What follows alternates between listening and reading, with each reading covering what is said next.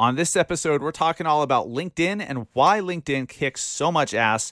And if you've been listening to this show for any period of time, you've heard me say that LinkedIn is one of my favorite platforms now. I actually use it more than Instagram, and there's so much upside to be had, but you have to use it right. Luckily, we have Judi Fox, one of the biggest and best LinkedIn experts on the planet, to tell you how to use LinkedIn as a real estate agent. The Massive Agent Podcast. With lead generation tips and strategies to get you more leads and sell more homes. I love to buy houses. I like to sell houses. It takes brass balls to sell real estate. Wait a minute. The leads are weak. You're weak. I've had better. Oh, have I got your attention now? Here's your host, Dustin Brohm. What is up, everybody? Welcome to episode 133 of the Massive Agent Podcast. I am your host, Dustin Brohm. This is going to be a great episode today. LinkedIn has become one of my favorite, my absolute favorite platforms. I still use Facebook the most. Facebook's still my favorite, but I found myself using and liking LinkedIn even more than Instagram, which is crazy. And that's really happened over the last year and a half to 2 years. I used to despise LinkedIn a lot. It's funny, you'll hear me say on this during the interview, but I used to use Google Plus more than LinkedIn. I hated LinkedIn, but it's a completely different platform. It's so much more social. It's so much more content friendly and more laid back, if you will, less stuffy. And it's just a great, powerful way to be seen, to be recognized, to be found, whether that's at a local level or nationally or globally. It doesn't matter what you do for a living. And real estate agents, we have such great visual stuff that we can put out there that LinkedIn is just a perfect platform, but you've got to know how to use it correctly. Judi Fox, our guest this week, is incredible. If you guys have been following LinkedIn at all, or paying attention to any content being put out about LinkedIn, you know Judi Fox. She's probably the biggest, the best LinkedIn expert on the planet. And she knows that it's a formula. Success on LinkedIn is a formula. And if you do certain things, you're going to win. You're going to have big results, but you've got to know what those things are. She gives us the one thing that you should focus on. This is my favorite thing of the whole episode. Because I thought, well, you just need to put out a bunch of content, right? What type of content's best? Video? Should you write it? Should you do an article? But it's actually none of those. She gives us the number one tip for growing your LinkedIn visibility and audience, and it's not what you think. So that's super cool. If you are new to the show, welcome. My name is Dustin Brohm, your host, and I am a realtor myself in Salt Lake City, Utah. I have been for over 9 years, going on 10, and I'm the co-founder of the Industry Syndicate, Real Estate's podcast network. This show is a proud founding member of the Industry Syndicate podcast network, and you can get the Industry Syndicate app on the App Store, on Google Play, and discover all the best shows in the real estate industry, all within one app. That's pretty cool. And version 2 is coming in the not so distant future. So if you have version 1 and want a little bit more from it, we've got your back. So we have some stuff in the works with the Industry Syndicate for sure. And I am a national speaker on all things real estate marketing and podcasting. I am a columnist for Housing Wire and the founder of the One Agent Per Market lead gen training program called the Massive Agent Society. And side note, or what do you call it? Side note or a footnote? Is it a footnote? A little asterisk thing? What the hell ever. If you're looking for the most cost-effective way to join the Massive Agent Society, I mean, it's freaking cheap already. I should triple the price. But if you're looking for the best way, our EXP team members, if you're an agent on our EXP team at any level, you get free access to the Massive Agent Society program. So if that's a program that you've been looking into for a while and just haven't pulled the trigger for whatever reason, let's talk, because there's a way to get you access for free so that we become partners, and now we're financially aligned. So whenever you sell more homes, I win. So I want to help you sell more homes. It's an amazing synergistic relationship that happens because of a unique business model in our industry. So that's pretty cool. If you want details, let me know. So let's jump into it real quick with Judi Fox. And before we do, thank you for everyone who has left a review, left a rating on iTunes. I keep saying iTunes. It's one of those stupid habits. Apple Podcasts. If you've left us a review or a rating or subscribed on Apple Podcasts, you have actually contributed I'm a little tongue-tied today. I think I need some more coffee or something. But you've contributed to the growth of the show. So thank you very much. If you have not yet, please click subscribe. You're making your life a hell of a lot easier. Then you don't have to remember every Thursday to go find the new episode. You just get a notification in any podcast app that you listen with.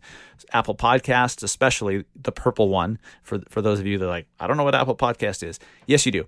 If you have an iPhone, it's the purple app that you listen to podcasts on. Click subscribe. You'll get a notification every Thursday morning when we drop new episodes. And it helps us because it triggers the algorithm within Apple Podcasts to help us be seen when people are searching for real estate podcasts. So thank you for everyone who's done that and everyone who's about to do that. Now that I've asked you to, thank you. I love you. Appreciate it. Let's get into the interview with Judi Fox, LinkedIn expert, right now. What's up, guys? I'm here with Judi Fox, the world's greatest LinkedIn expert from my point of view anyways, and I think it's scientific fact. Judi, welcome to the Massive Agent Podcast. How are you? Thank you for having me. I love that intro. Well, we'll have to make you a plaque. We'll send it out for you, put it on your desk or something. Yes. Welcome. I'm excited to talk about LinkedIn today. It's funny. And I haven't told you this yet, but a few years ago, I'd say 2+ years ago, LinkedIn was by far the platform I hated the most. Oh, I wow. despised LinkedIn. I liked Google Plus better. I used Google Plus more. And I also saw a lot of success on Google Plus, so I kind of know what you mean. Yeah, for a content creator, and I was doing a lot of blogging at the time, and it was great for getting your content seen. It was really I had good, a couple actually. million views on Google Plus. I never tell people that, but I think I was at 4 million over there. Oh, wow. So Okay, yeah, that's not insignificant. Exactly. So we're talking about something that we both completely understand. Yeah. But LinkedIn changed. It changed dramatically, in my opinion. So it became now one of my top 3 platforms. I say Facebook, Instagram, and LinkedIn are what I use most, but I like LinkedIn more than Instagram. And it's just a totally different platform. And I get a lot of reach. I get a lot of great things happening over there. So it just so happens you are one of the experts on LinkedIn. Probably you're the LinkedIn expert that I look up to and trust. And so I'm really excited for this conversation. Real quick, for anyone who doesn't know you yet, Judi, how did you get to become this LinkedIn expert? I'm sorry, what did you tell me? You're a LinkedIn business accelerator. I like that. Yes, I love accelerating people's business results on LinkedIn. Which can happen fast. Yes. And I think what's really fascinating about my journey is a lot of people don't realize that business and having and knowing how to have business conversations, it kind of transcends title. It transcends degree. If you can learn how to network and speak the language of sales and business development, you can go so far in life. It doesn't matter what your degree is in at this point. Right. So with all of the knowledge that we have on the internet and everything that we know how to do today, it's extremely powerful to use a platform like LinkedIn. So the way that I got started truly goes all the way back to even before I really knew about LinkedIn. I was already in my spare time learning how to code HTML websites. Like, I loved the internet. Like, is that just a thing? Totally. Yeah. I just loved the internet. I loved all the things you could figure out how to do. I've always loved programming and coding and learning those types of things. So with that knowledge, plus my engineering knowledge, plus then getting my master's in business sustainability, all of that merged into the perfect storm when the economic crisis of 2008 hit. And I realized either it was instinct meets experience, but I looked out in the world and I said, if I try to apply on any of these online networks, my resume is just going to end up in a stack of 1,000 people and I am not going to stand out. So the only way that I'm going to get a job in this climate is to network my way to it. So I studied everything I could about networking. LinkedIn was extremely high up there in the world of networking. So I joined LinkedIn literally the day I got laid off, or the day I took a leave of absence. It was kind of a strange time back then. But I actually started traveling the world, packed up everything I owned in suitcases and storage, and then traveled the world for a year while networking online and learning how to be location independent. Does that make sense? Like that was my like feet to the fire. This is how opportunities happen. So I was networking to gig work, fractional kind of work, contracts, put my CV together, started networking with small consulting firms because those consulting firms love having fractional type of workers. So they don't have to hire you full time. You just kind of walk in when they need you and they close a deal with a major company. Like I said, I've worked for Tesla, Ingersoll Rand, and Kraft, and all these major companies, but it's because you get into being listed as part of the resources that they need for that team, if that makes sense. Sure. So Okay. LinkedIn was a gold mine all the way back in 2008, and I just leaned into it ever since. So, in the corporate world, which, I think I would not be able to hack it. So, congratulations. I am absolutely unemployable at every level. But it sounds like even back then, you learned pretty quickly that it's not just about what you know, it's who you know. And so you saw LinkedIn as a great way to know more people and to get them to know you. Yes? Yes, exactly. So it wasn't necessarily always about writing content back then. So the platform has evolved since 10 years ago, but even 10 years ago, I was writing content, which I can scroll all the way back to 10 years ago, and I have done it. And some of those posts are pretty cringy, but it's hilarious because I have the same style, the same type of energy, how can I put information out into the world that the world needs and highlights what I know. So it's kind of this like thing that I've always known how to do and taught myself how to do it, especially from studying people online from the beginning. So like the Marie Forleos, and she was probably really high in my timeline for who I followed online, but I studied how do you go viral and listened to all the things I could listen to, the videos, because there's a formula to it. It's really not as, I don't know what the word is, but as confusing as some people think it is, or as, oh, it's just random. It's not random. Anyone who knows how to go viral, it is not random. Yeah. I haven't figured that out on LinkedIn, but no, actually the formula for me was writing something semi-cool and getting Chelsea Pites to share it on LinkedIn. Yes. And that for me, I mean, but here's what's weird about LinkedIn. So I'm going to ask you a random question. On my dashboard and my insights, it showed that I had like a reach of like 50,000 or something like that. Mm-hmm. But hers, she sent me a screenshot and it was up to like 1 million. Yeah. And I didn't see any of that. Are the insights kind of lacking on LinkedIn, or incomplete, or just behind, or like should I have seen like my total reach for that post? So what's interesting is Chelsea, when anyone shares a post, so we'll make it generic now. So I make the original post. I am you, Dustin, making the original post. It's awesome. It's great. And then somebody shares it. That person can sometimes get the more views because people didn't click on what I wrote. They clicked on what, say, Chelsea wrote. Okay. So each person gets a space as part of the share to get the interaction.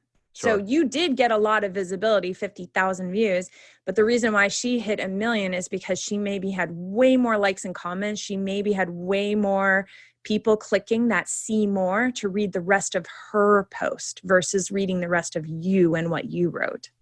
This is actually really good because if you're getting shares on your content, you're getting at least the numbers that you're seeing on your dashboard. I mean, those people all saw my name. They all saw me. It just wasn't showing up as an impression or as a view on my side. So that's awesome. Like, so really the insights are just the minimum. Yes. If you're getting shares. Yeah. Yeah. Some people really don't see the value of shares, but like you said, if you coordinate with somebody, like you said with Chelsea, or you have shares are off the charts amazing. Plus, I will say that if you nail the concept of the psychology of what will get shared, it will get likes, it will get comments. If you make something shareable, it's going to hit the other two categories. So many people talk about that. Yeah. So we always want to increase visibility. If you have a voice, if you have a brand, if you have a product, if you have a house, if you have a property, if you have a business, you want people to see your business, right? Every single person listening right now would love some more visibility, I would think. Yeah. The I only think that's way fair to people say. hire you is because they know you exist. Yes. If they don't know you exist, how can they hire you? Like, they literally can't. It's just facts. Thank you. Yes. So we want to get some visibility. Well, the main thing is to get visibility, you can build out your perfect profile on LinkedIn. But again, if nobody's seeing it, you have no visibility. So let's create generating some information, some buzz, some content. So that's that idea of building some content so people will see your profile. The whole goal of creating content is not just, hey, I want to be popular, but let's drive traffic to my profile that's been built to sell what I have to sell. So if you've got your content and you know that you will get seen if you get more likes, more comments, and more shares. When you say content, what should the average real estate agent or any business person, what type of content should they be focused on? Because I've heard a few different things that just long text posts on LinkedIn perform very, very well. But then I've heard video even outperforms that. And if you write an article, that outperforms even that. I'm Is it going kind to of hit all you of with the above? something totally different. Okay. I'm going to blow your mind. Every single one of my clients, I literally do not coach them on how to do any of those pieces of content first. And I will grow their accounts by over 2,000, sometimes 5,000%. I've even had one client hit 1 million views in a week from Damn. this type of content. So let me tell you, it's high level quality comments. Really? If you go and flood the platform, so LinkedIn shows comments unlike every other platform. So Instagram, no. Twitter, no. Facebook, no. But when you make a LinkedIn comment, you show up in the newsfeed. Your comment can actually get the attention. Like, I had one client literally get enough attention from Ariana Huffington, who has 9 million followers, that she shared my client's post. Wow. And she has 9 million followers. So if she had never gotten the attention of Ariana Huffington by making a high quality comment, and Ariana does not reply to every comment, by the way. Sure. So she made a high quality comment. Ariana in the comments below said, this sounds incredible. Basically, do you have an article on this? I will share it to Thrive Global. Turned around and shared a post that my client had written, shared it on her personal LinkedIn profile, literally wrote out the name of my client. This is written from D. Hutchinson, and then said, here, she's now an author, and we've uploaded her to Thrive Global. And all happened from one comment. Wow. Okay. So it can explode your entire platform by starting with comments. Well, I don't want to take any wind out of your sails, but I'm finally connecting some dots in my own head about LinkedIn. So I would think then, because one of my questions was going to be, if you were not really using LinkedIn at all, what's the best place to start? Would it just be engaging and commenting? Yes. Okay. But do high quality ones. And I even have a 1-page sheet that gives you the 5 tips for what is high quality. A high quality comment is active listening back to the person who wrote the post. So it's the same exact thing that me and you are doing right now. You're saying something, I'm making sure you feel seen and heard by saying, I'm hearing you say this. We're doing what's called active listening. We know, I heard what you said. I know you heard what I said. And it's natural in life, but for some reason on LinkedIn or in any platform online, sometimes we forget that natural human language is powerful online.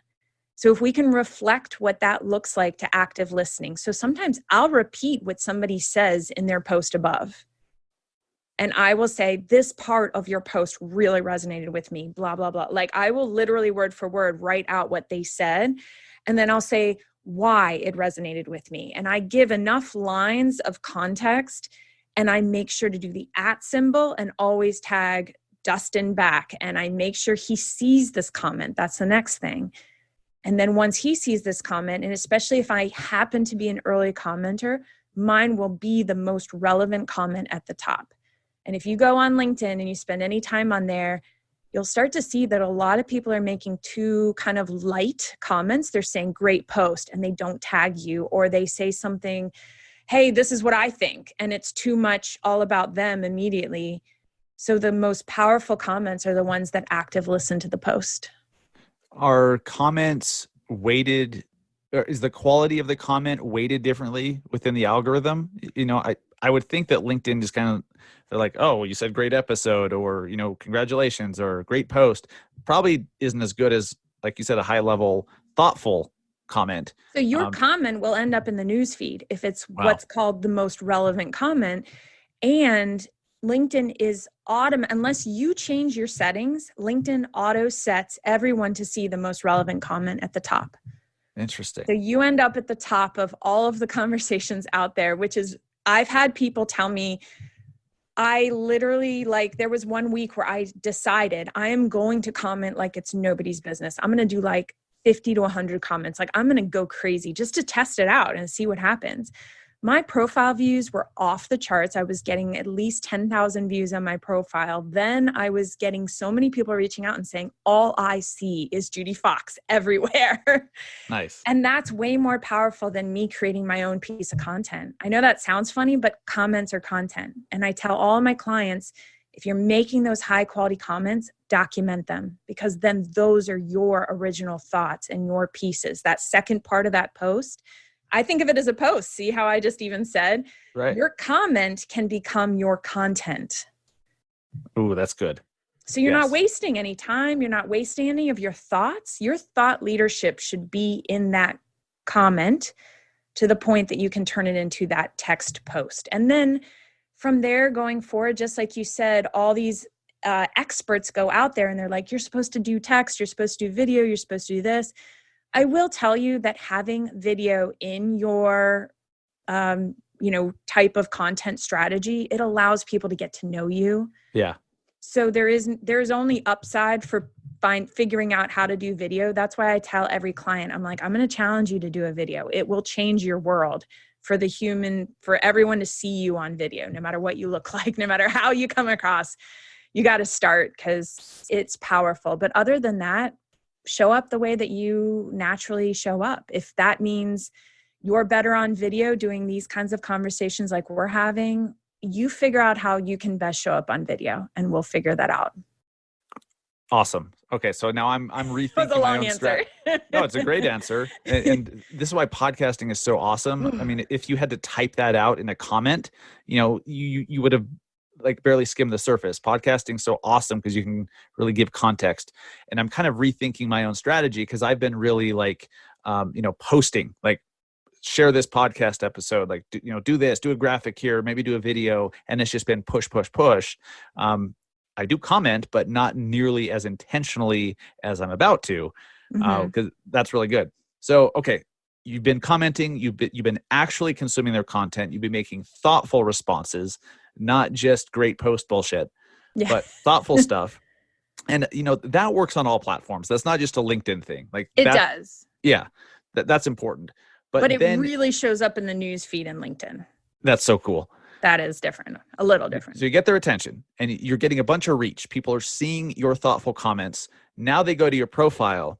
What should real estate agents be doing to have their profile on point? Oh my gosh, I love this question. So I always think of a profile as above the fold. So when you land on anyone's profile, it's just like landing on their website or landing on anywhere you land on social media, anywhere. It's always that banner, what that person says in their bio. And we're not going to scroll any further. If we land on Instagram and we see all of that and we are not that impressed, we're not going to go down into all of your squares in your newsfeed. We're not going to consume your story. So you've got to get us on that first landing moment to get us to go to the next step, which is to look at your posts, look at anything else, just look anywhere else on LinkedIn. And I'm switching between Instagram because it works across all platforms. Getting that initial impression and above the fold. They're not going to go any further. That's what I mean by above the fold. So that above the fold, a lot of real estate agents, and this just happens to be something I see, I feel like it's 8 out of 10 times, they've put an image of the city in their banner. It's the skyline. And there's nothing technically wrong with that, but that's not going, it's like being given the picture's worth 1,000 words and you're like only using like 10 of those words. Yeah. So It's real estate. Like it's a billboard that people are going to see as soon as they click your profile. yes. I And had the city on mine until I want to say 6 months ago, 9 months ago. Yes. And it's so much. Have you seen a big difference from changing it from the city to what it is now? Yes. I don't know if that was the reason, but I don't really track every little thing. Probably should, but I've noticed a lot of traction coming from LinkedIn, and it was around the time that I changed that. But was that change the result, or the did that cause me to get new speaking opportunities and stuff? Maybe, but at least people know what the hell I do when they first land there.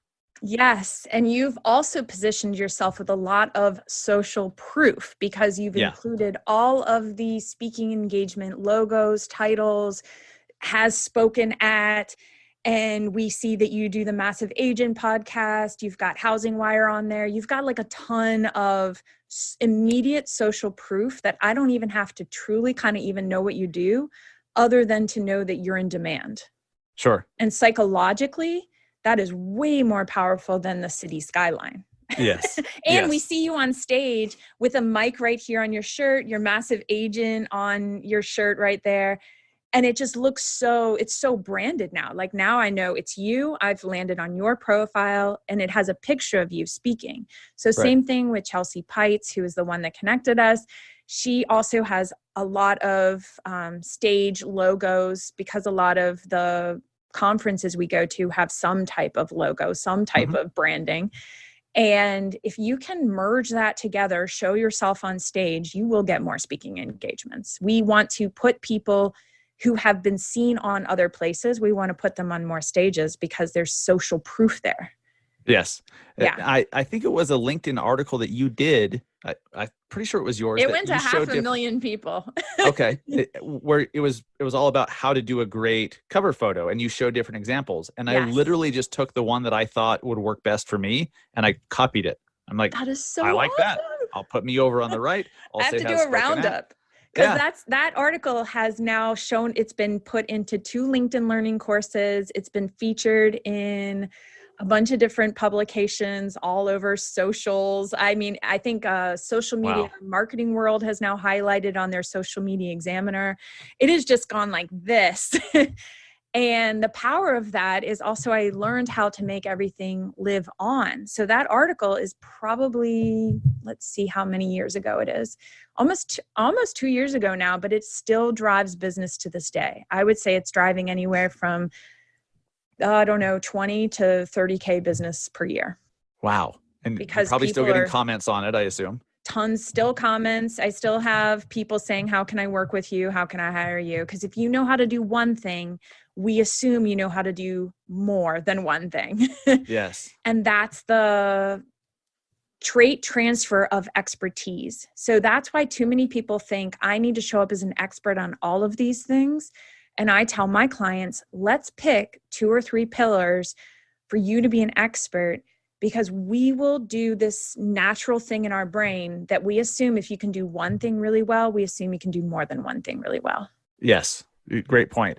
So for the average real estate agent who's listening and they're like, okay, so do I put photos of my listings, or like, I don't have, most people listening, they're not trying to get speaking gigs. They're not trying to do that. They're trying to get listings and work with buyers. So I would think, the same concepts apply. Social proof. If you were ever nominated for an award, put the award logo there.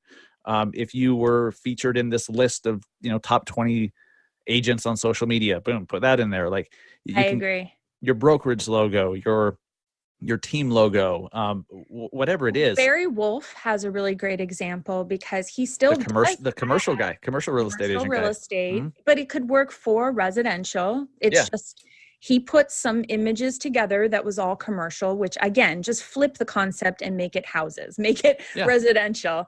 And then he has a simple, his email, his company page, his personal hashtag that he's growing. And he literally tells you at the top, from the top down, he does commercial real estate. There's no question. There's no ambiguity.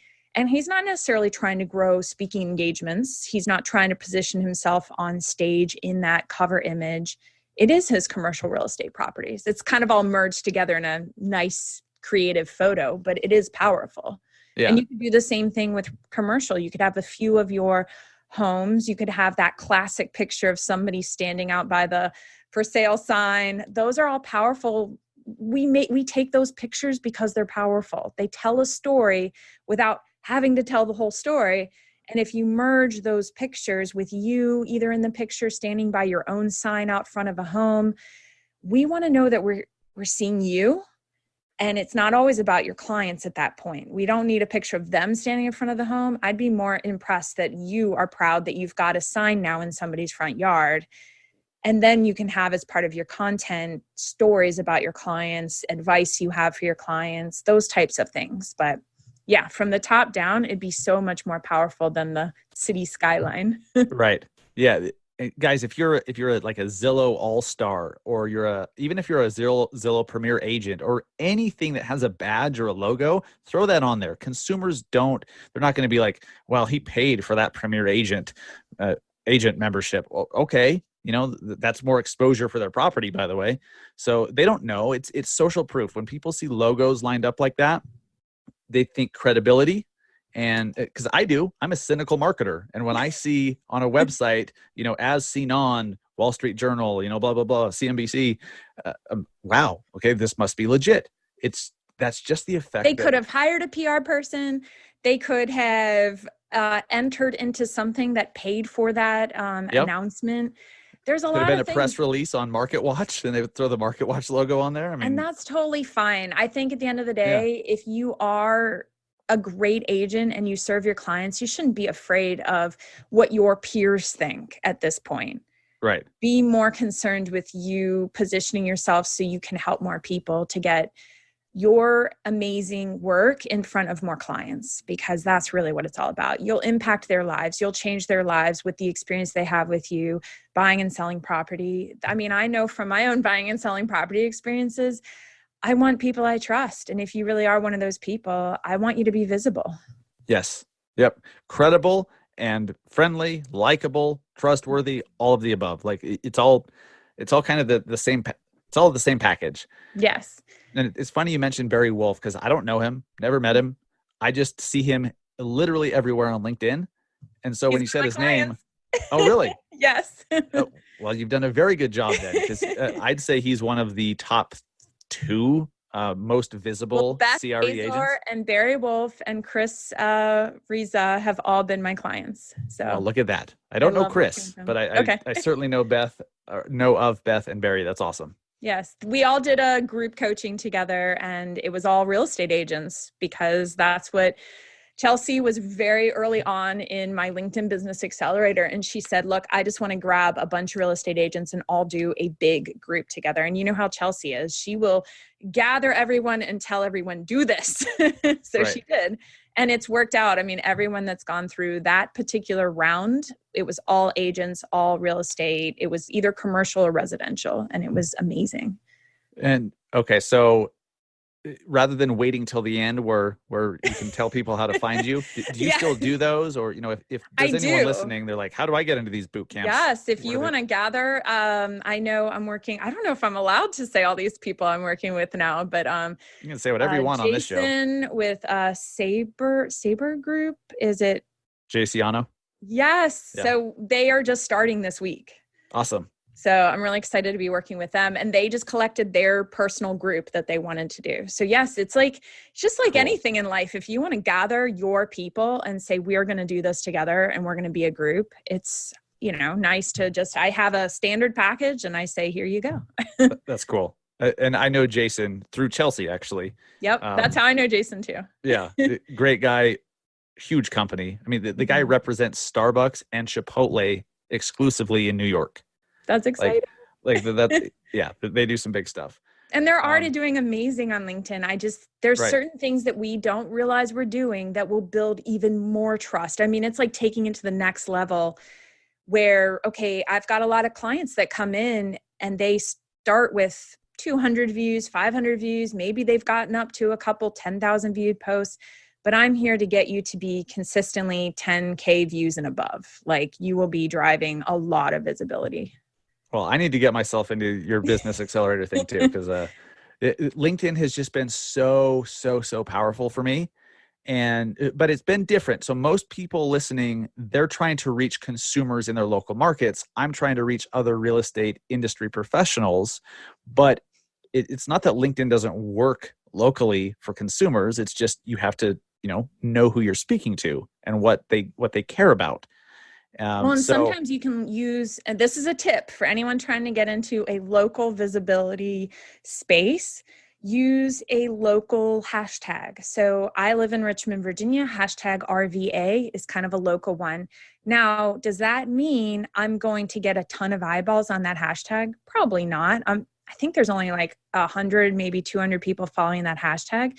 But the reason why it's powerful, and I had a post go to 50,000 people in my local area, because if you can get those early 100 or 200 in your local area to see your post, and it is a good post and it's something that could go viral, that will get local visibility because their audience sees your post. Does that make sense? Absolutely. And you have a call to action that says, tag anyone here in the Richmond, Virginia area. And then people start tagging people that are located in your local area. Smart. So there's many ways to really kind of work around this idea where so many people just think it's like, well, I don't know. I just throwing up the cards in the air and saying, I don't know how to do this. Like, how do I get local visibility? And I'm like, I'll show you. Yeah. Let's get this to be visible on a local level. So commenting on local stuff that local people would be interested in. Obviously, that's a good place to start. Growing your network with people. Because if they're, like I said, if they're early commenters, if you've grown a close-knit network that is local, you will get more local visibility because their networks are going to see your stuff. What type of content have you seen real estate agents doing that's been working well at a local level?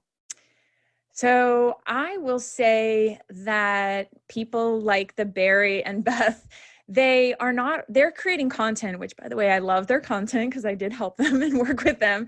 So like Barry had a viral post the other day, and it's because he uploaded a video, but he gave his perception of what he thought was happening. He's always coming from a place of leadership, like thought leadership. And that's what I coach, because you can really upload anything. You can upload your picture of a property as long as it goes along with some type of story. Like you could say something like, this was a tough piece of property to, I don't know what the word is, but to move, I don't know, to sell. To sell. And be real about it and give us the 5 ways that you had to get creative to get this piece of property to sell. And people love lists, don't they? They freaking love lists. Everyone wants. And I think too many people are trying to tell the whole story, and you can just tell a piece of a micro story.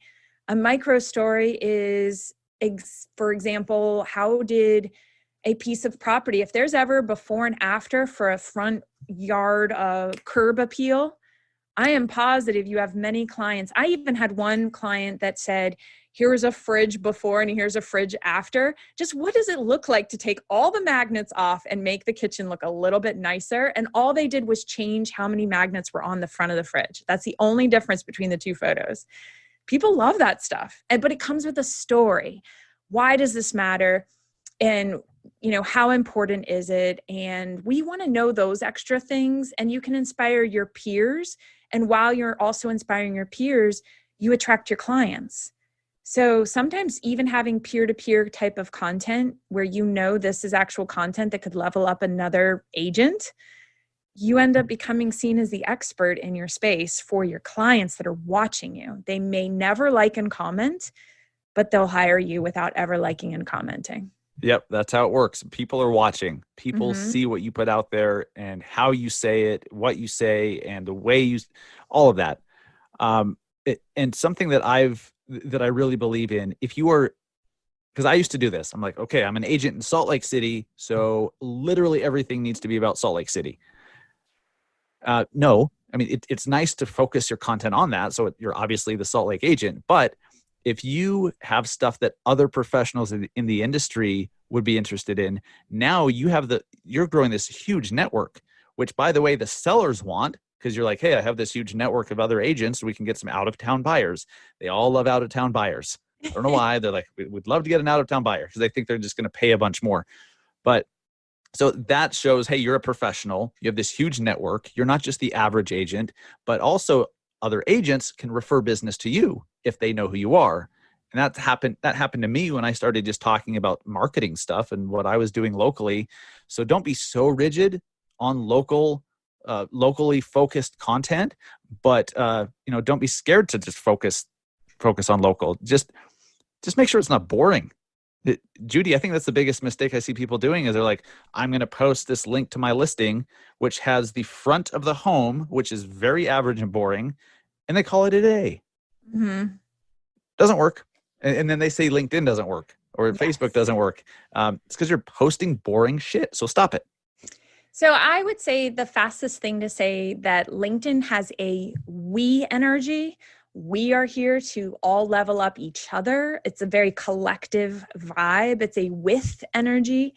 And Facebook has a bit of a look at me energy. See what I'm doing, and I will post about my listing, and I will post my family, look at us, look at me. It's a lot of humble bragging going on Facebook. That's for sure. Yeah. And I would say the moment you come over to LinkedIn, the more you can have a bit of a we and be that collaborative, take a ego, like swallow some type of pill that kind of like makes it less afraid that the content you're going to be giving is going to level up another agent. Mm-hmm. Because if you can do that, just hands down, anytime you share something, nobody can ever truly replicate another person's recipe for success. We think we're giving it all away, but no other human being can be truly you. The way you show up on site, the way you talk with your clients throughout the entire process. I mean, nobody can ever be you. Nobody can ever get the recommendations you get, the referrals you get. Nobody can be you. So all that micro content of you giving some of your gold away, where you're like, whoa, this is a golden tip for how I handle this situation. And like, say it's an appraisal situation, that there's this golden tip that you have about what to do in a tough situation, and you give it away, that will come back 100 times over on LinkedIn, because so many people, like we're both saying, people are watching, and people assume that if you're able to level up another agent or speak from that authority and come from that space, there's so much impressiveness with that. And they're like, oh yeah, how can I get you on my podcast? How can I highlight you in the next local paper about movers and shakers in the local world that we live in? Whatever magazine you have going on, people want to highlight those kinds of people. Okay, so we had a little technical issue with Zoom. I'm going to blame Zoom, so it's not either one of us. No, but, it was Zoom. Yeah, man, it's unbelievable how often stuff like that happens, and I really, I could just edit this out, but I've talked about this before.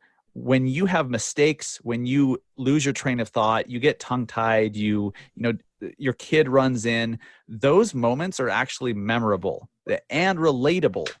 And so relatable. They are, because everyone deals with this crap. And so, I'm not going to edit it out. I was just saying that I have a podcast episode that I had recorded so many intros and I was done. I somehow could not get this intro recorded. It was after the fact, so the person was not on the thing, but I literally, before I recorded this last intro, I said, that's it. So last time I'm recording this, it will be whatever it is. And I'm in the middle of recording it and my buzzer for the chicken nuggets goes off. And I was like, done. You're going to hear chicken nuggets coming out of the oven while I'm recording this intro. And some people, I would say 9 out of 10 people loved it. And one random person was like, that's not that professional. So who cares? I needed to get my chicken nuggets from my kid out of the oven and I refused to re-record. Well, and they're like, that's not professional. But what just happened? They actually stopped what they were doing and took time to message you So you were top of mind that whole time Mhm. to tell you that that wasn't professional. Well, they're not going to forget that. That's not a bad thing. So, Yes. and we all love blooper reels anyways. Yes. So that is episode 6 of just kidding, the Judi Yes. Fox Show. If you need to hear chicken nuggets coming out of the oven. I might actually have to go search that. That sounds It's with Rachel hilarious. Bell, and I will always speak so highly of Rachel Bell because she's an Instagram and she's a coach. And now I'm highlighting somebody else. I'm going to like sell everybody else on this podcast, but she's just, there's so many amazing people. The goal of me talking about Rachel right now is literally the fact of the matter that we do not know who anyone ever knows, number one. And number two, staying in our lane and thinking I only need to attract these specific people doesn't allow you to expand the world of people are way more than a title. They're way more than they're relocating to Salt Lake City, like the example you were sharing. They know people right. From high school, people, they knew each other from college. You never know who's roommates with somebody else's roommate. It's this amazing world that I truly believe that even the older you get and you're in your 40s and 50s, can you imagine looking back how many interactions this global world people have had with each other? So I've had amazing experiences just from being open. So Rachel Bell is one of those experiences. I ended up working with her, but she has impacted my mindset. Like there's a lot of things I've learned from just watching her, and it's been incredible. And she's not in my lane, if that makes sense. Yeah. So networking is, it's kind of what got you started with joining LinkedIn, is to network. And I think as we get into the motions of being a real estate agent, being a loan officer, doing whatever we do, we forget the importance of networking, or we mistake all this amazing technology that we have as replacing networking.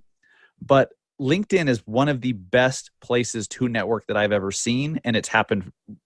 I've gotten a lot of great results in a fairly short period of time from LinkedIn. And I realized, holy crap, like I'm just networking by using this tool in this certain way. It's just a new way of doing it. And so I appreciate you sharing how important commenting is. I want to talk a little bit more about the content itself, because once you get someone to your profile, you get their attention with a great comment.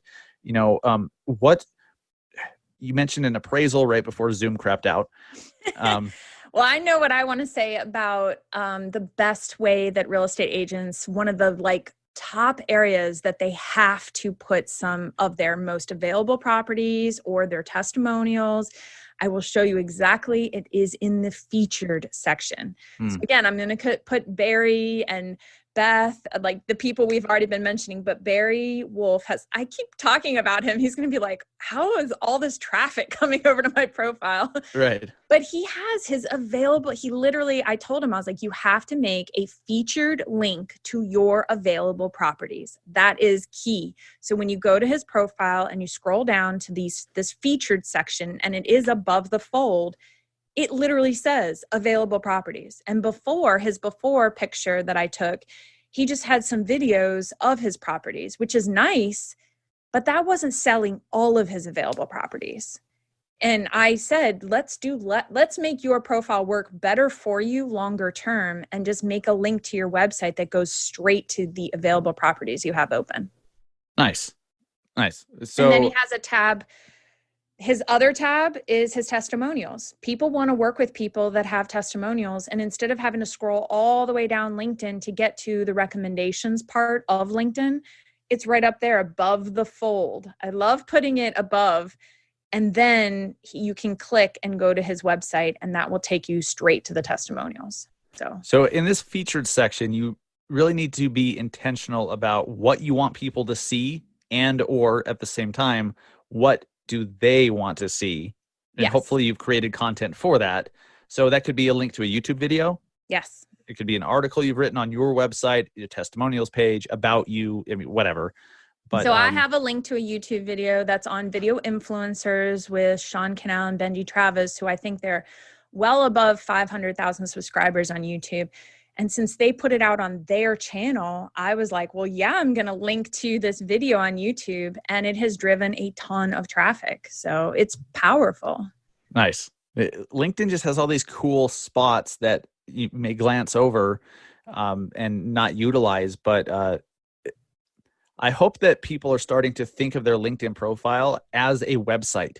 Yes. People, you want to get people there. Once they're there, what do they see?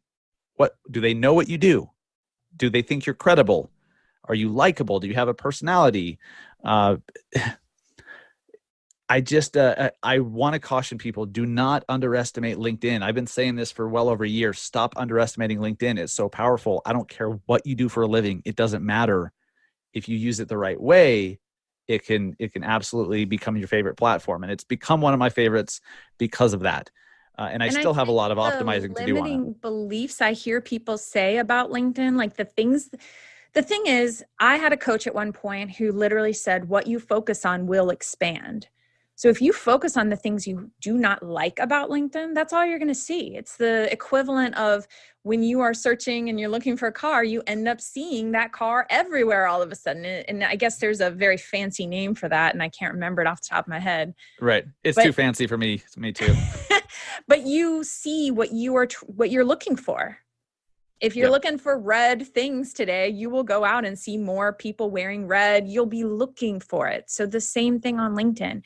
If you think to yourself, my direct messages are annoying, I don't like how people pitch on there and they sell you right away, well, then you're just focusing on the parts that are technically annoying, but they happen to me, those same activities happen to me on Facebook, and I find them annoying on Facebook. So I don't know. I don't see them that much different on any platform. It's just that I've chosen to not focus on them on LinkedIn. Right. Yep.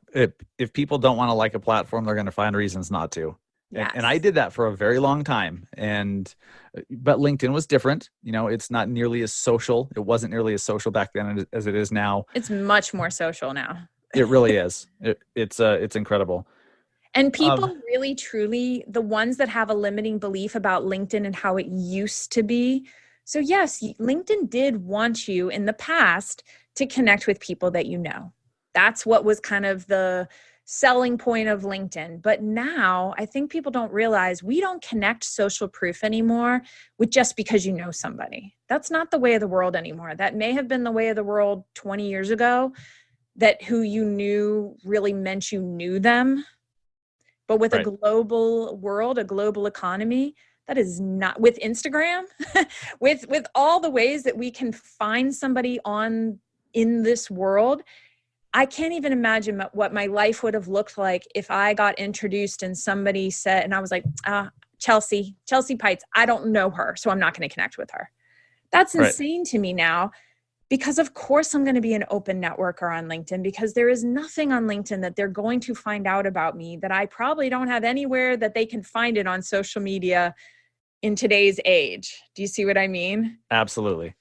Yes. So there's no fear anymore. Like if they wanted to get my email, they're getting my email somehow. If they wanted to you can try to make things as private as possible. You can get things that PO boxes and try to get as private to your world, but at the end of the day, this world is a lot more harder to hide online, if that makes sense. Yes. Well, so I'm glad you mentioned that, because it's so funny to me how I'll have someone, they're like, oh, Instagram is not really working for me, and I go look at their profile and it's freaking private.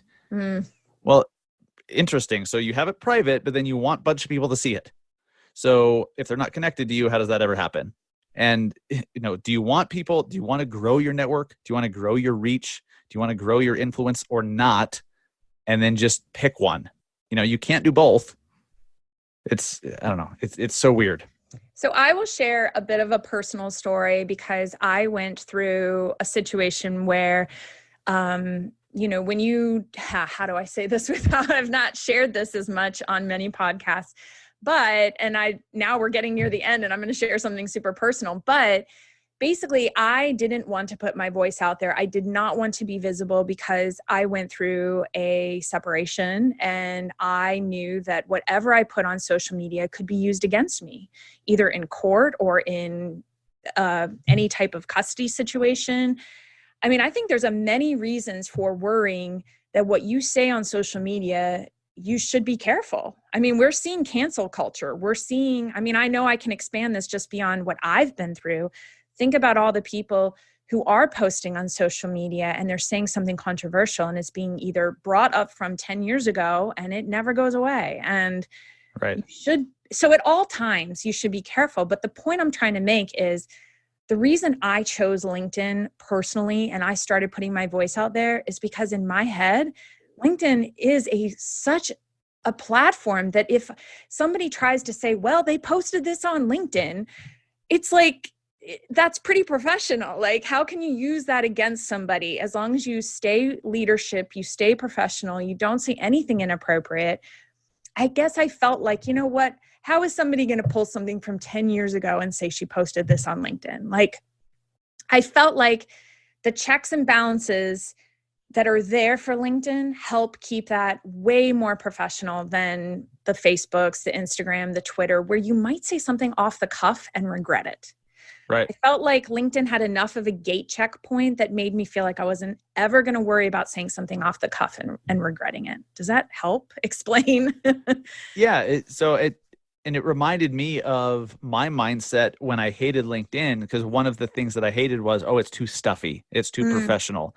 But now it's one of the things I love most. It's not too stuffy anymore. It's gotten much more, it's all about who you associate with, of course, but it's become more laid back, more personality, but I don't see a lot of negative stuff. I don't see a lot of people attacking each other. It's very, I don't know. It's almost like a sanctuary, from the cesspools that are Twitter and Facebook, for God's sakes. I would LinkedIn say just doesn't have that thing I would say in a business meeting. If I could say it in a meeting, and I am relaxed in meetings. I mean, you can have serious business conversations and still say, how's your weekend? Or, oh my gosh, let's celebrate. You just got engaged. And I think those posts belong on LinkedIn. Your full life belongs on LinkedIn. But it's more a matter of the same way you would talk about it in a somewhat corporate or business setting. So I wouldn't let down all of my guard and put like really raw. But I mean, I saw a woman post recently where she said, hey, I want to explain why I kept my LinkedIn profile on private. And her post got over 23,000 likes. And it was just like 2 days ago. And the reason why is because she said she had a boss one time tell her that the way she looked was so unattractive that she was afraid of putting her profile picture up on LinkedIn. Because she had people. So she just had one boss that impacted her, and she shared that story, and the LinkedIn community completely enveloped her with love and said, we love your profile picture. Like, please don't make it private. It looks amazing. Like, that one person, the whole platform is there to outshine any negativity that can ever happen. And that's what's beautiful about, I think, the world and about LinkedIn. That's cool. That's really cool. Yes. So if you're afraid of social media in general, join LinkedIn. Yeah. That sounds really funny. But even the CEO, and Jeff just recently stepped down, but we have a new CEO of LinkedIn.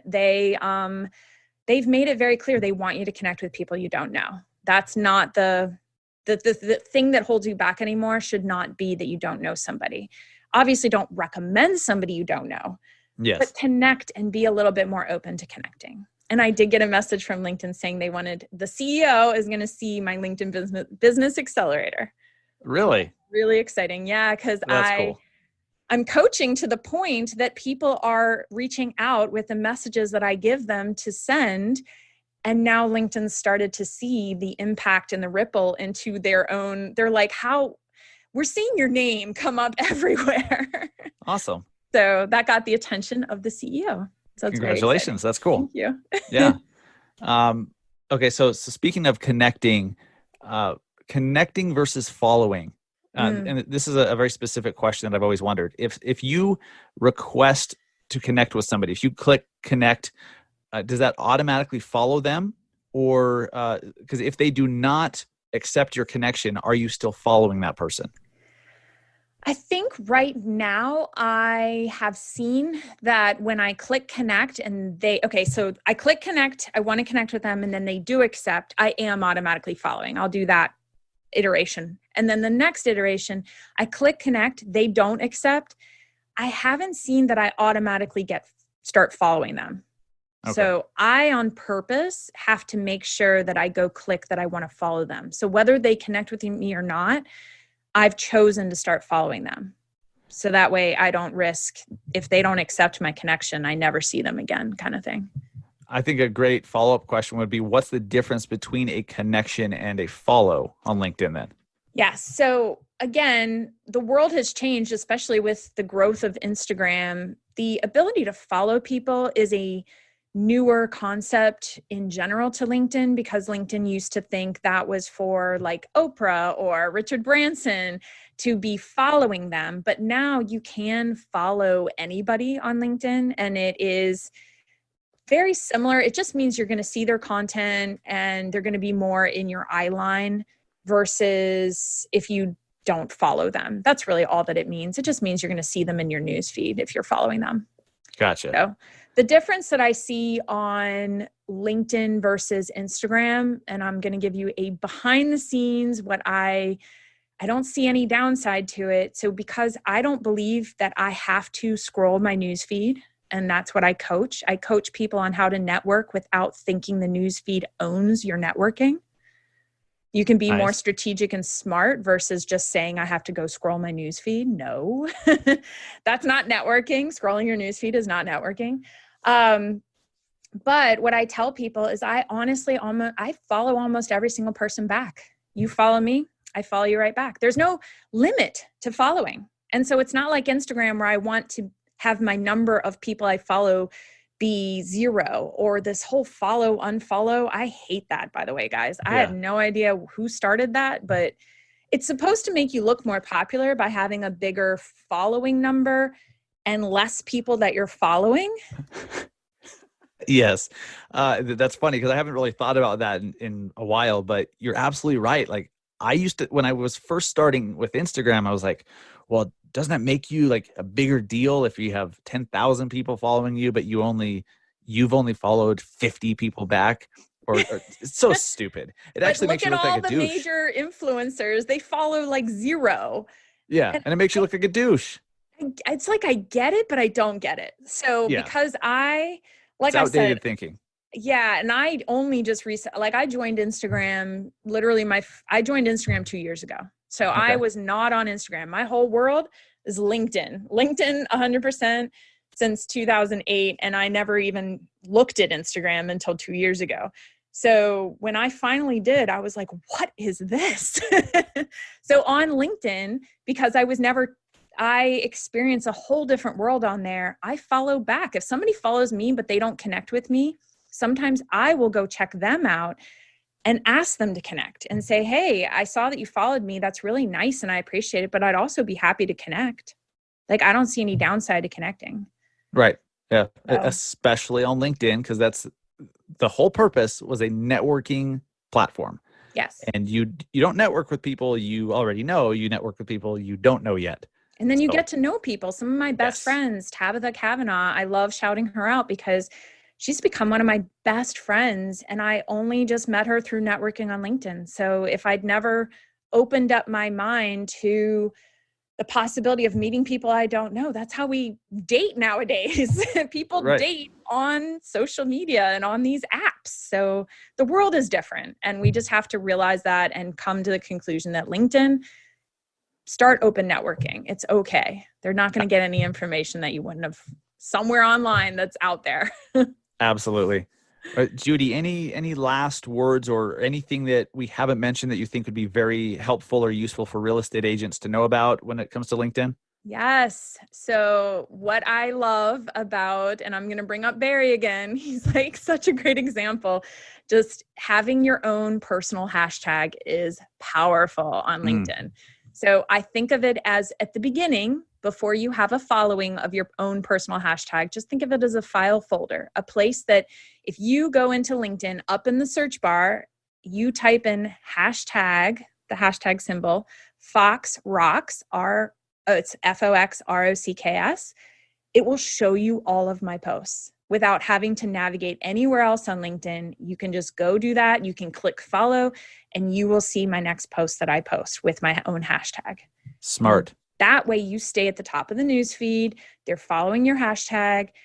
it's not always about having a huge following of that hashtag. I think I'm at around 350 followers, but that's 350 first hour of having my post up that see my post and make fast action with likes and comments. And that's how you get a ton more visibility faster. Nice. I didn't even realize I was doing it, but yeah, Barry has hashtag NetLease Pro, and he's getting, because he's grown that, and I have a strategy for how to grow it. And I have one of my clients who has hit 1 million views in 90 days because he grew his personal hashtag to over 3,000 followers. That's crazy. So it's a powerful strategy to get at the top of the news feed. Whenever they open up their news feed, you're at the top. Okay. I'm going to have to go through your business accelerator because I want to learn some of these little tips and tricks. No, this is cool. This has been really helpful. And I would love it if everyone followed hashtag FoxRacks. Absolutely. Okay. So real quick, before I want to have you tell everyone where they can find you and give any resources that you want to give out. But we always wrap up interviews with rapid fire questions, either or. So you pick one or the other. You don't need to elaborate unless you want to. We'll blow through them real quick, and then I'll ask a couple open-ended questions, and then we will wrap it up. So Judi Fox, Facebook or Instagram? Instagram. Instagram or LinkedIn? LinkedIn. Dude, I asked the same. As I was reading it, I'm like, this is so stupid. Because we already know. Okay, LinkedIn or podcasts? Oh. Yes, I picked a good one. Okay. Yeah, podcasts, because at the end of the day, if you can grow an amazing community that listens to a podcast, that's 50. Anyone who's listening right now, you've invested how much into this conversation? That's really powerful. That's long attention. Absolutely. It is the best medium out there content-wise for getting attention and building influence. Yeah, I have a great client story. Dino hired me. He went to Harvard Business School, and he got in his car at the beginning of the whole virus outbreak, and he was going to pick up his daughter. He said, I'm going to listen to a leadership podcast. I want it to be a woman leader being interviewed on a podcast. And he came across me on a podcast called Authentic Leadership. Then he went over to my podcast, listened to an episode, and the moment he literally pulled over to type me a message in LinkedIn, said, I want to connect and I want to hire you immediately when I get home. He listened to 2 podcasts and then he hired me, and it's been amazing ever since. Wow, that's awesome. Completely cold lead to done. We're working together by him listening to 2 podcasts. That's crazy. That's so cool. The power of podcasting is off the charts. For real. Okay, podcasts or audiobooks? Podcasts. Alexa or Google Home? Oh, I think I'm going to I don't have a Google Home. So I guess I want to say Google Home though, because I think Google Home has better answers to questions. It might. I don't have it though, but that's my guess. Any TikTok I've seen comparing the two, Google Home always beats out.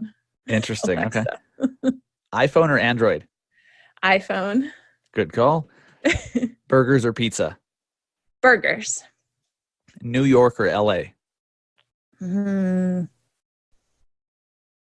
LA. That's super random, but I love that I can also go to the beach. Well, okay, mountains or beach?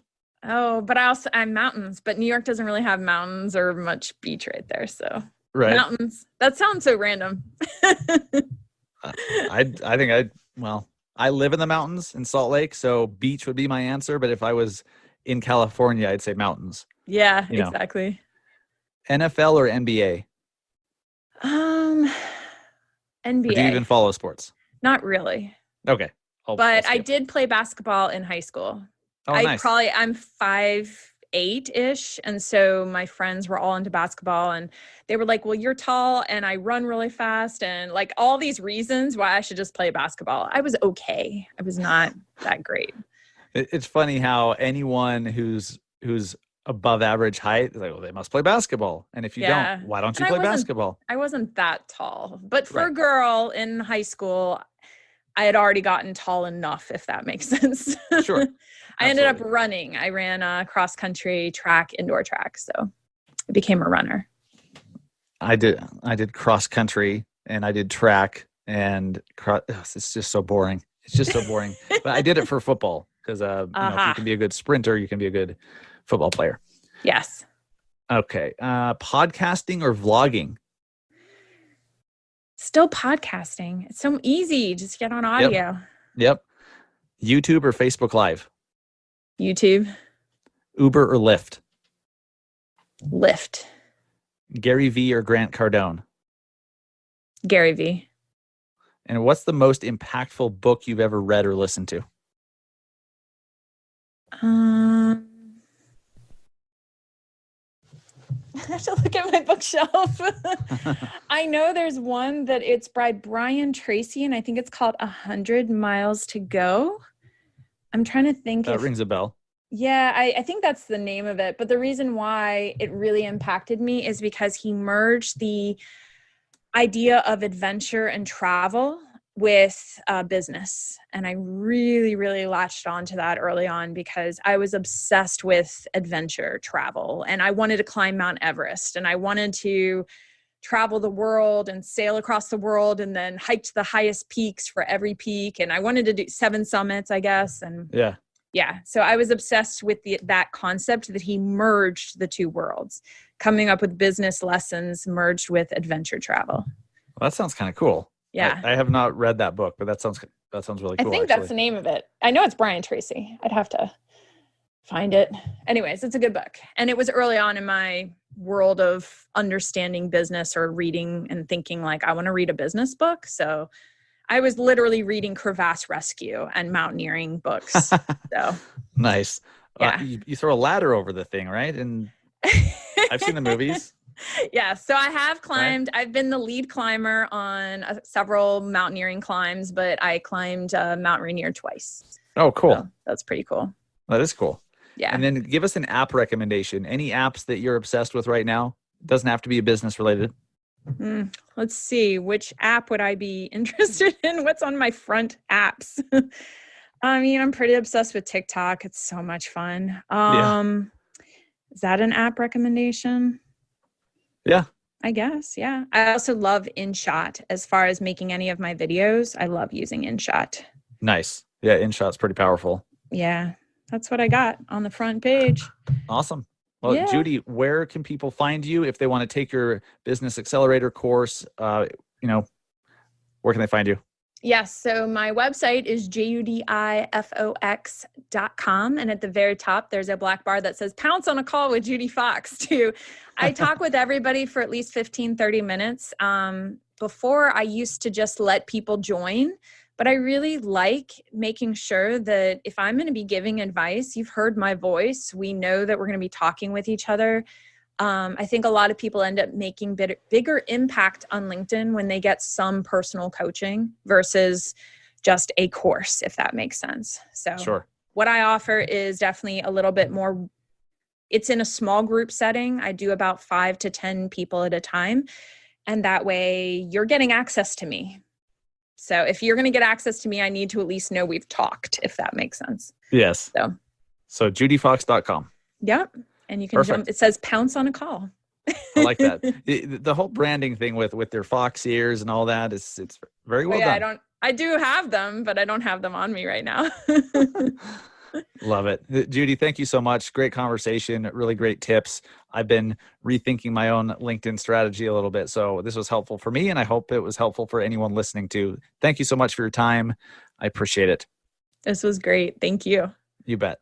Guys, as I said in the interview a few times, I've really been rethinking my LinkedIn strategy. I've been focused too much on just posting things and content and not nearly enough on being social, not nearly enough emphasis on commenting. And so now, that's become my number one priority. And I've already seen profile views going up. I've already seen a little bit better reach just in like a couple days since Judi first told me about this. And I will continue to do so. So LinkedIn is just too powerful. Guys, if you just follow the roadmap that Judi laid out, focus on those few things and do them the way that she recommends, awesome. And by the way, I believe Judi is going to be setting up a special, one of her, what does she call them? Her LinkedIn Business Accelerator programs just for real estate agents sometime in September. So if that interests you, send me a DM personally because I'm I'm the one coordinating it with her. We're putting together a small group. I think there's only going to be 5 or 6 of us. So if you're a realtor that wants to join her LinkedIn Business Accelerator, shoot me a DM on Instagram, please, at Massive Agent, and we'll get that set up because I'm personally going to do it. She's amazing. LinkedIn is amazing. And I've seen some of her students that we talked about in the episode that are just everywhere on LinkedIn. They've grown their audience dramatically. And strange, when you grow your audience and more people know who you are, you do more business and they're selling a crap load more properties. It's amazing. So hope you guys enjoyed that. Please do not ignore LinkedIn anymore.